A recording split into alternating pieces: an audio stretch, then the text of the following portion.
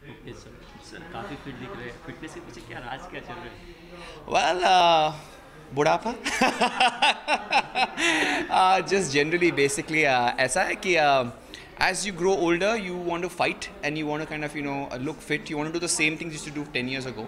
तो when I felt कि यार it's important to kind of stay fit because मैं वही सब चीज़ें करना चाहता हूँ जो मैं 10 साल पहले करता था एंड मैं भी कर सकता हूँ, and that's very important. That's why I went into fitness. But fitness से ज़्यादा इंपॉर्टेंट है कि आप जिम तो of course, but 80% of the gym is built in the kitchen, of the body is built in the kitchen. तो 80% जो body बनती है वो किचन में बनती है. किचन क्यों? मतलब जो आप खाते हो वो बहुत इंपॉर्टेंट है. आप क्या खाते हो और कितनी बार खाते हो और कैसा खाना खाते हो वो बहुत इंपॉर्टेंट है. वो सिस्टमैटिक फूड और डाइट बहुत इंपॉर्टेंट है. और specially for body building it is not about dieting, it's about eating right. कम नहीं खाना है, सही खाना है. And that is very important. Healthy eating habits very important कि सब न्यूट्रिशन मिले. And that is the key reason to kind of get into fit. Also मेरा पेशा है कि मैं परफॉर्म करता हूँ एज अ कोरियोग्राफर.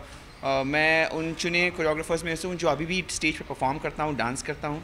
और मुझे डांस करना ज़्यादा अच्छा लगता है दैन जस्ट कोरियोग्राफिंग. कोरियोग्राफिंग मैं किसी और को करवा रहा हूँ, लेकिन डांसिंग में मैं खुद को अपने आप अपनी एनर्जी, अपने अरमानों को, अपने डिज़ायर्स को फुलफ़िल कर रहा हूँ ऑन स्टेज. तो वो मुझे ज़्यादा अच्छा लगता है. And when you want to be on stage is very important कि आपकी बॉडी फिट रहे. इट्स वेरी इंपॉर्टेंट कि आप में स्ट्रेंथ हो, आप में एंड्योरेंस हो, आप में फ्लेक्सिबिलिटी हो. तो it's very important for any dancer and even for me to kind of stay fit.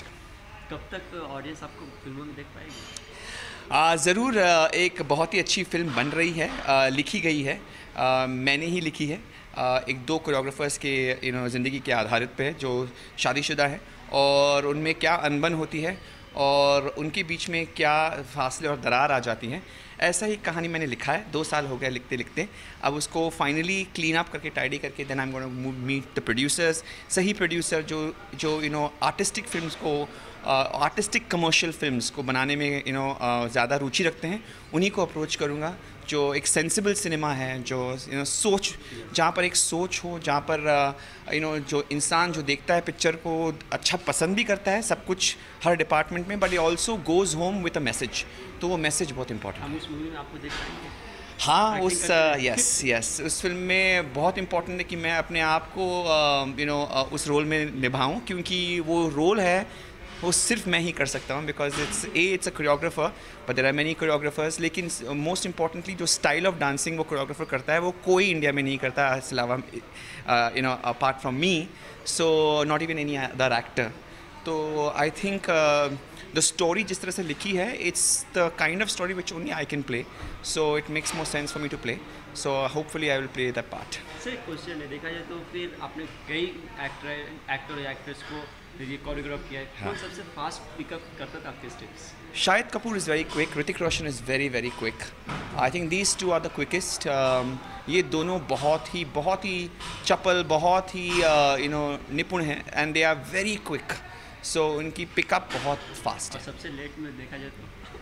Well जो डांस में रुचि नहीं रखते हैं उनके लिए बहुत कठिन हो जाता है. तो जैसे अजय देवगन साहब को थोड़ा वक्त लगा, but he managed.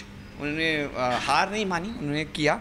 So I think it's very nice. I mean it's see they are actors, they are not dancers. So कुछ एक्टर्स होते हैं. वो अभी आज की पीढ़ी ऐसी है जो एक्टिंग, डांसिंग, स्विमिंग, राइडिंग सब कुछ जानती है, बॉडी भी सब. It's a full package now days. But जो पुराने एक्टर्स हैं, जो मतलब सीनियर एक्टर्स हैं, उनसे पुराने बट सीनियर एक्टर्स हैं, they focus more on the acting skills. So I guess it's okay if they can't dance. नई पीढ़ी की बात करें तो आज के दौर में कौन है आपका मनपसंद का? I think dancing में तो टाइगर श्रॉफ is superb. अच्छी बॉडी, अच्छी फिजिक तो एक तरफ, but he also is very flexible.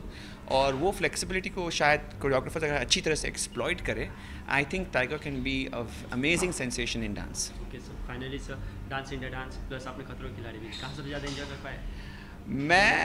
देखिए, जब आप एक जज होते हैं तो एक जिम्मेदारी होती है. So that's great. और आपका ये फ़र्ज़ बनता है कि आप सही मायनों में इसको जज करें एंड बी फेयर. तो एक वो रिस्पॉन्सिबिलिटी, जिम्मेदारी बढ़ जाती है. लेकिन इन खतरों के खिलाड़ी मुझे बहुत मज़ा आया, क्योंकि आई वॉज अ कंटेस्टेंट. और वहाँ पे मुझे ऐसे स्टंट्स, ये तो फिर भी बहुत आसान थे, बहुत सारे ऐसे खतरनाक स्टंट्स करने पड़े. और it was all the things. एक बकेट लिस्ट बनाई थी हमने, मरने के पहले 50 चीज़ें करनी चाहिए मुझे, उनमें से एटलीस्ट 20 और 25 वहाँ से मैंने निकाल दी, क्योंकि मैंने वो सब चीज़ें जो मुझे करनी थी मैंने खतरों के खिलाड़ी में करी। तो एज एन एडवेंचर पर्सन मैं बहुत ही एडवेंचरस हूँ, बहुत ही स्पोर्टी हूँ। तो मुझे जीतना पसंद है, मुझे खेलना बहुत पसंद है। I always been a very sporty and very competitive child, तो मुझे बहुत पसंद था। खतरों के खिलाड़ी वॉज माई बेस्ट एक्सपीरियंस। सबसे कुछ खास एक मेमोरी शेयर कर सकते हो उसकी? हाँ, मुझे पता है कि एक स्टंट मैंने बहुत अच्छा नहीं किया था, और मेरे 2 कंटेस्टेंट्स थे, उनका नाम नहीं लूँगा, वो बहुत डरते थे मुझसे, क्योंकि मैं डांसर हूँ तो मेरी फ्लेक्सिबिलिटी, मेरी स्ट्रेंथ अलग है। और वहाँ पर स्ट्रेंथ नहीं बट बहुत ही बॉडी की चपलता बहुत इंपॉर्टेंट होती है, कि वो कितना क्विक, कितना एजाइल हो, कितना रिएक्टिव, कि इमीडिएट रिएक्शंस। तो they always used to kind of pick me to go first, और जो भी पहला जाता है उसकी वाट लग जाती है, because you don't know the stunt. Whereas if you go second you can already see the stunt, हाँ इसको ऐसा करना चाहिए, ऐसा करना चाहिए। जो पहला जाता है उसकी मतलब बच जाती है। तो हर बार मुझे वो पहले ही लेते थे। और एक स्टंट किया था जहाँ पे उन्होंने हमें एक मॉर्ग में लिया था, और 5000 मैडागास्कर कॉकरोचेस मेरे बदन पे थे। और मुझे जानवरों से इतना परहेज़ नहीं है, I don't have a problem, not even with cockroaches, not an issue. But ये कॉकरोचेस काटने लगे, क्योंकि वो एक बॉडी बैग में, they put me in a plastic bag, और उस प्लास्टिक बैग के अंदर घुसे थे 5000 कॉकरोचेस, और फिर वो वर्म्स भी थे। सो वो जिस तरह से मैं उस हालात में, और वो एक मॉर्ग में हमें 5 मिनट के लिए अंदर रहना पड़ता है, 3 मिनट के लिए, और जो वो 3 मिनट के अंदर रह सकता है और ताले खोल सकता है वो, तो उस स्टंट में मैं ज़्यादा अच्छा कर नहीं पाया। तो मेरा नेक्स्ट स्टंट मुझे और अच्छा करना था। तो वो स्टंट में कॉकरोचेस ने सब काटे थे, वो सब खून वो निकला था। और उसी शाम को हम एक एक्स्ट्रा स्टंट करने वाले थे, जहाँ पे बर्फ़ के साथ करना था। बर्फ़ पड़ रही है आपके सर पे, आप सी के ऊपर लटके हुए हैं एक क्रेन के साथ, और जब बर्फ़ यहाँ तक आएगा आपको वो दरवाज़ा खुल जाएगा और पानी के अंदर आपको ड्रॉप किया जाता है। तो वो जो हादसा था, क्योंकि वो बर्फ़ जैसे जमता गया फुल बॉडी के ऊपर, पूरी बॉडी एकदम नम हो गई थी।